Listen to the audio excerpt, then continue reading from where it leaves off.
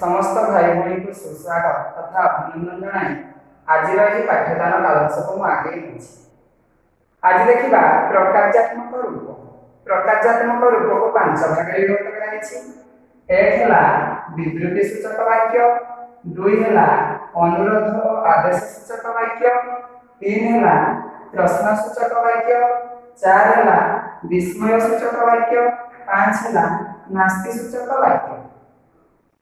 एक देखा विवृत्ति सूचक वाक्य क्या कहुए निर्दिष्ट विषयक विवृत बा वक्तव्य प्रकाश करुवा वाक्य को विवृत्ति सूचक वाक्य कहुए।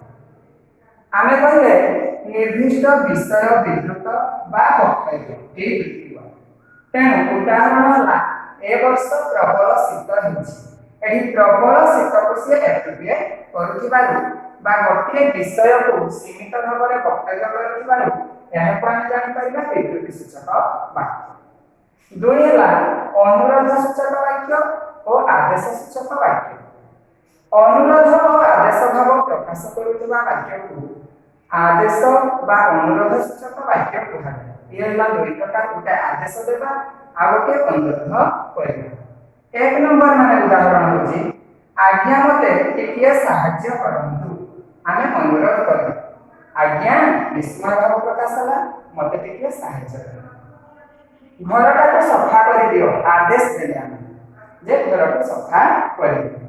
तापर तीन रे देखिबा प्रश्न सूचक वाक्य कौनसी प्रश्नर सूचना प्रदान करुवा वाक्य को प्रश्न सूचक वाक्य कहा जाए। उदाहरण है आज केते तारीख, तुमे केबे आसिल, आंब किलो केते एगुड़िक गोटे लेखाएं प्रश्न सूचक वाक्य। चतुर्थ देखा विस्मय सूचक वाक्य विस्मय भाव प्रकाश करुवा वाक्य को विस्मय सूचक वाक्य कहा जाए। उदाहरण है बापा एते टंका देल, बाटरे बाघटा देखिल एठी विस्मयर चिन्ह भी थी तेणु आम जापर विस्मय सूचक वाक्य।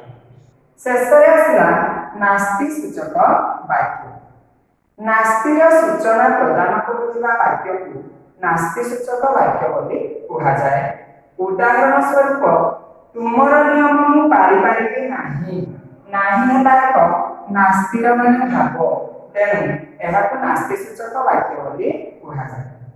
शेष समस्त प्रकार्यात्मक वाक्य रूप गोटे लेखाएं उदाहरण दे समस्त भाई भाई को मोर अनुरोध घर काम कर गुरुजी को देखा एवं परिशेष जदि यही माने आपको भल लगुच ताहले समस्त भाई बहन सब्सक्राइब कर अधिक अधिक ध्यानशील पाठ पढ़ु।